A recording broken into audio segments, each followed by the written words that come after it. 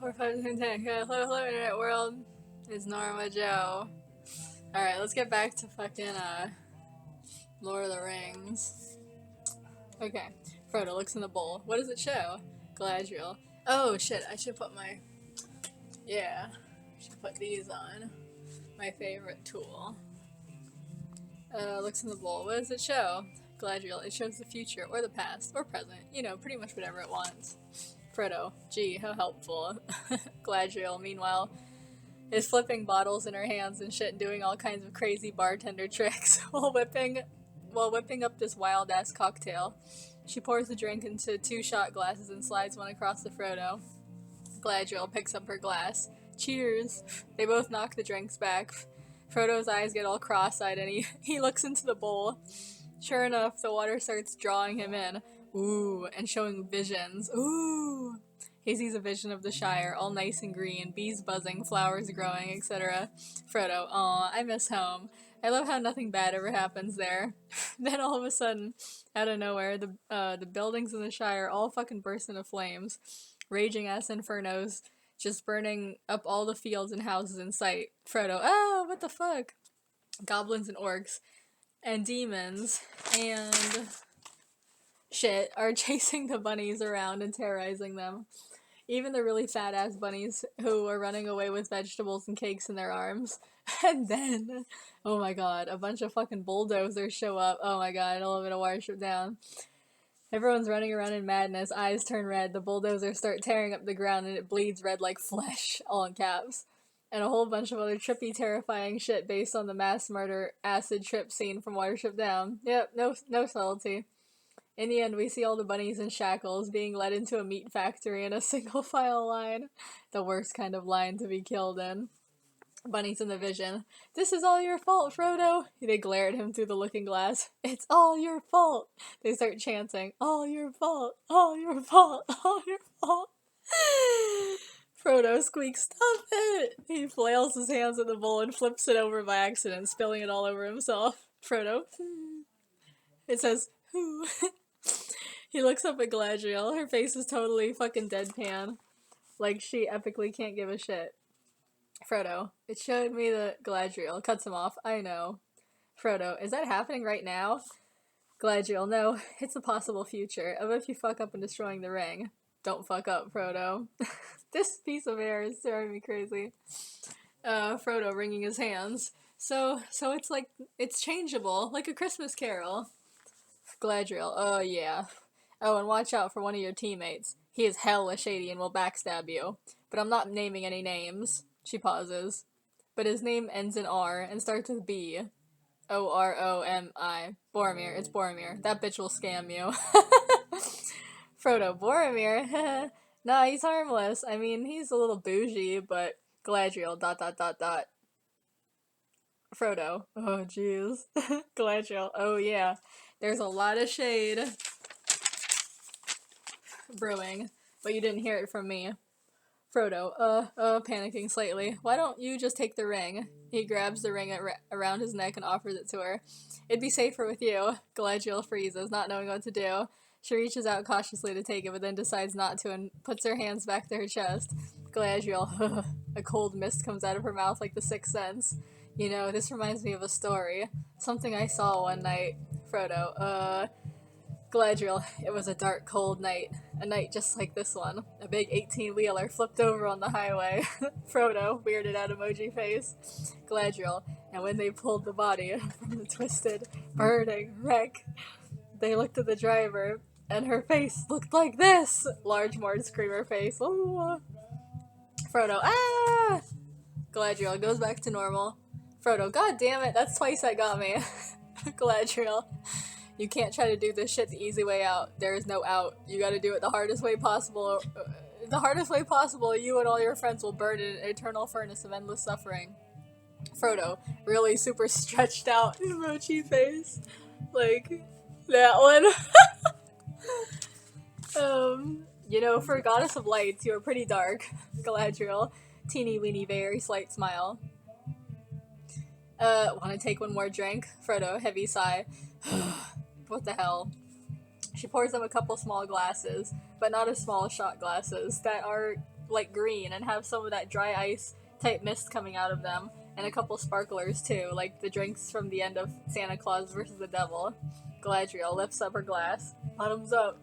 They both drink the shit down in one gulp. Everything starts spinning and blurring and melting like acid. Melting off your face. Oh yeah. Suddenly Frodo snaps awake. He's naked, sitting in a bathtub full of ice, pointing a pistol into his mouth. I love it when medieval fantasy people get guns. Frodo quickly pulls the gun out of his mouth. Holy shit, dude. Okay, that was kind of disturbing, but don't worry. Now we cut to something way more nicey nice. Cut back to the Iron Tower, where Saruman is sitting in the giant bird cage, swinging on the swing lightly. He has one of his hideous Uruk-hai pets on his lap and is brushing its hair. Don't they have dreads? I don't think you can brush dreads. I learned that. Saruman. Okay, so here's what I don't get. If orcs are basically just fucked up mutated elves, what's the difference between an orc and a drow elf? I mean, what the fuck really is a drow? What is that anyway? Well, according to Vikings, it's the same thing as a dwarf, so figure that shit out. Uruk-hai, Frankenstein monster type grunts. It's funny because I imagine it to be almost kind of like in, fucking Desperate Living, where the queen has, like, those, like, stripper cups. She, like, has a guy, like, over her lap, and she's spanking him while they're having a conversation, I think, about giving everybody rabies. Isn't that what happens? Saruman, satisfied sigh. Oh, Uruk-hai is definitely the best thing I ever created. He throws the brush back over his shoulder. Cue glass break and cat yell sound effects. That wasn't a yell, but, you know. Saruman nudges the Uruk-hai off his lap and stands him up in front of him. Saruman, I mean, look at this creature, this figure, these tight arms. He claps his hands on the Uruk-hai's arm muscles. This ass. He claps his hands on the ass. I mean, damn, now that's a creature. Fuck those scrawny, dumb-looking orcs with their awkward, out-of-proportion ass-looking bodies and shit. Stand over to show a couple orcs looking sad and dejected as hell. It's so funny because now it's like, after I heard that guy on the podcast, like, say how that's, like, a super common trope, I'm like, is it? Is it so common? I guess so. Just like me, I'm super common. Okay, moving along. Now Saruman is in a basement, sitting on top of a dryer machine and sucking on a jalapeno popper as he instructs the Uruk-hai. Saruman is like one of the best characters in this parody. He's so bizarre. Why is he always sitting on odd things? He was sitting in the birdcage. He was sitting on the wrecking ball. And now he's sitting on a dryer. Saruman, okay, my darlings. It's time for your big day. Time to shine. Go out into the world and fuck up the good guys. But not the bunnies. I want them, suggestively, unspoiled. Uruk-hai's glance. Saruman, the rest of them, do whatever you want. Kill them, torture them, taste their sweet, sweet man flesh. He goes back to sucking on the jalapeno popper. Uruk-hai is standing awkwardly. Saruman, well, get moving! He bangs his fist down on a button, and the garage door opens. All the Uruk-hai run out into the world, barking and howling like hounds. Saruman watches them go and leans back, turns on the dryer and enjoys it as it vibrates all around. Saruman, yeah.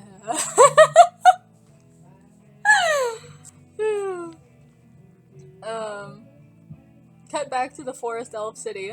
Galadriel is riding up the stream on a little swan boat.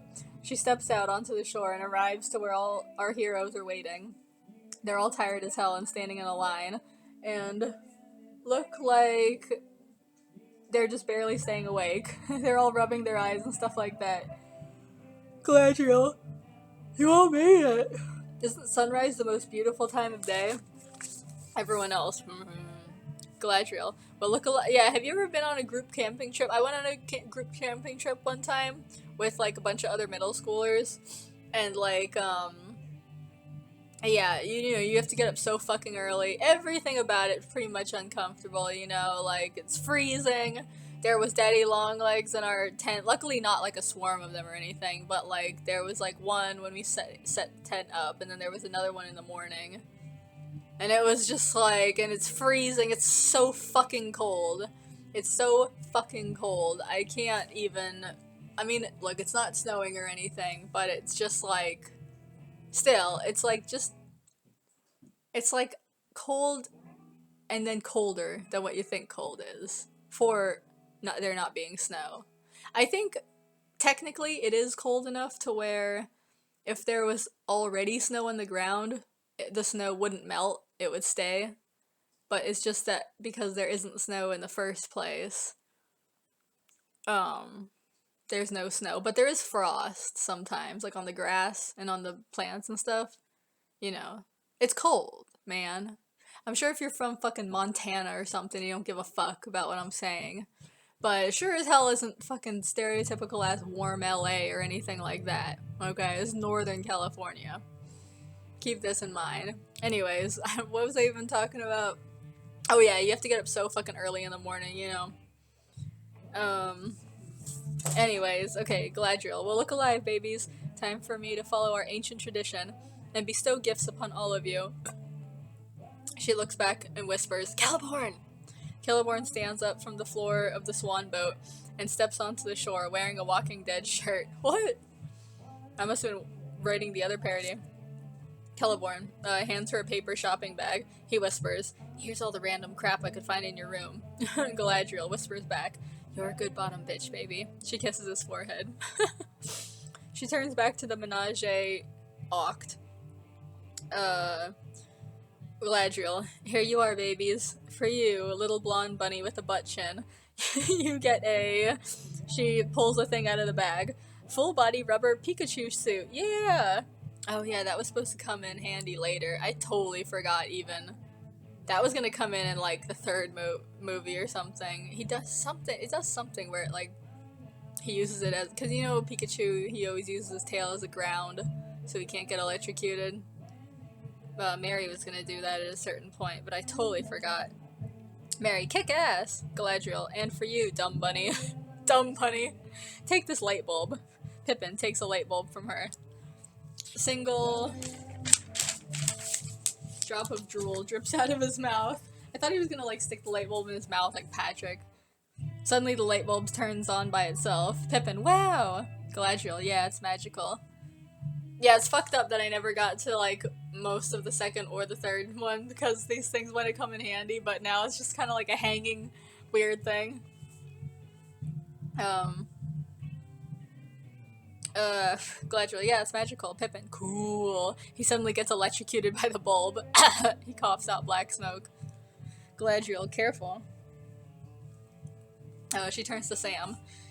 Here, for you, an energy drink. I wonder if he was gonna use that. I think he was gonna drink that down, and then he was gonna drink that down, and then go, like, super rage, like, steroid mode, like, roid rage, you know, on the spider.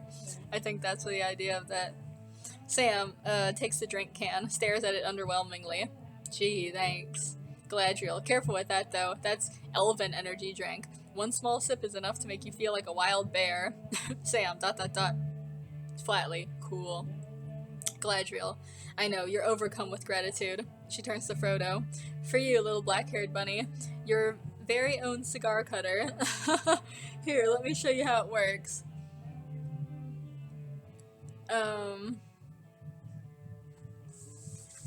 Frodo, Galadriel suddenly grabs his hand and pretends like she's gonna cut off his finger. That's funny, because this is before I ever saw, Mission Impossible. But I guess it's like an obvious joke. Frodo, no, please, no! Galadriel laughs. Haha, she lets him go. Relax, baby, only joking. She tosses him the cigar cutter. Okay, now I got stuff for everybody. You all get a cloak thing. She tosses cloths out of the bag, like clown handkerchiefs that are all tied together. And you get, super good yummy bread that tastes like rice crackers. But don't eat too much, cause it expands in your bellies and you'll explode like pigeons at a wedding. Cut to Mary and Perry with the face and breadcrumbs all around their cheeks. Mary mumbles, we are not gonna shit right tonight.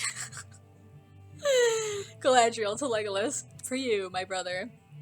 Legolas blushes. Oh, we're not. Galadriel, you flatter me so. We're like 56 times removed. Galadriel smiles and waves it off. Oh, come on. You're still a forest elf. Kin is kin, baby. God, how many times is she gonna say baby? She digs in her bag and pulls out some fabrics, handing it to him. Galadriel, take this lingerie. She unfolds the lacy underwear to show it off in front of everybody. This is 100% real Colombian silk. Don't wear it all out in one place, baby. Puts the underwear back in his hands, winks, and slaps his ass playfully. Another ass slapping. This is just like, I guess this was just my dream when I was like 20, 23 or whatever, whenever I was writing this. Galadriel, I know. Oh no, Legolas laughing. Haha, Galadriel, you're so bad. Galadriel, I know. She moves on to Aragorn. Well, what can I give you? Someone who has already had such intimate encounters with an elf. Aragorn looks away, rubbing his head awkwardly. Don't remind me of that shit with Haldir. It was strictly business, and he finally realizes that Galadriel's looking at his necklace. Oh, we meant Arwen. Galadriel, yeah. Awkward pause. It's okay though, I see you're hella stressed out, as you should be too. Aragorn, Galadriel, yeah, cause you know, your whole crew is depending on you, and the fate of the world is in you guys' hands and stuff, and Saruman has a whole army coming of werewolves that can transform outside the full moon, like whatever they want basically, and vampires that can go in the sun. They don't burn, they just sparkle. Aragorn, that's crazy talk. Galadriel, maybe so, but it's true. But anyway, I have something to help you. Aragorn, is it barbiturates? Galadriel, it's this. She puts a thunder shirt on him. Oh my god, the thunder shirt.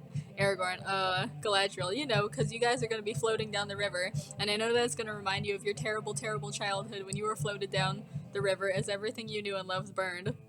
Aragorn, ... Well, it will now. Galadriel nods, smiling. Enjoy the thunder shirt, and this curved Middle Eastern style blade. You know, not that there's any reason you'd ever wind up in the Middle East or anything. Maybe horse racing or something. Galadriel and Aragorn stare awkwardly into the camera for a long time. Aragorn, yes. Galadriel, yeah. They snap out of it. Finally, Galadriel moves on to Gimli. Galadriel, and for you, ... Mr. I don't like elves. I'll let you choose your gift, mostly because my bag is empty now. She hands it back to Celeborn. But I'd feel bad if I skipped over anyone, even a dwarf hamster. Boromir, you skipped me. Galadriel ignores him, to Gimli. So what'll it be? I know, you know what's funny is like in the book they gave Boromir a belt. But it never helped it. He literally had it for like a day and then he got killed. So it didn't do shit for him. But, they just skipped over that in the movie, I don't know. He literally was the only one that got ripped off. Okay, so what'll it be? Gimli. Oh, geez, he gets all shy. Well, I have an idea, but it's stupid. Galadriel, come on, you can tell me. Don't be shy. Gimli takes a breath. Well... He cut to a few minutes later. All our heroes are finally getting ready to leave. Aw, so sad, but they gotta move on, otherwise the rest of the parody will be boring as hell, and I guess the world would also end. You know, whatever. They're all getting on these little canoes, wearing their new little cloaks and packing up their lunch bread. Aw, it's like the first day of school. We see Gimli just lounging out on one of the boats, looking all dreamy. Legolas looks at Gimli, puts his hands on his hips. Damn, you look happy as fuck. What did you do with Galadriel back there anyway? Gimli, oh, only the best shit ever. Quick flashback to Gimli and Galadriel in some kind of leafy nest up in the trees. First all we see is their legs and hear them giggling. Then the camera slowly pans upwards and we see they're smoking weed, of course. Why would they do anything else? Gimli, damn, my brothers are never ever gonna believe me when I tell them I smoked fine-ass kush with an elven goddess. Does anybody say kush anymore? Is that even a thing? Or is that just something, like, fucking white people said? I don't know. Galadriel, it's okay, it can be our little secret. Gimli blows out a smoke ring. Yeah. Galadriel, actually, what the hell? She takes out her phone and starts snapping a couple pictures of them. Show these to your brothers and their doubting asses will be moted to hell. Gimli, woohoo! Cut back to the present. Gimli, dreamy sigh. I swear, I'll never talk shit about elves again. Legolas doubtfully. I'll believe that when I don't hear it. Okay, you guys. It's time for the send-off number, and I think you already know what it might be. Oh my god. This took me so long to write. Okay, let me cut it off because it's 20 minutes, and then I will do the song that took me so long and so much dedication.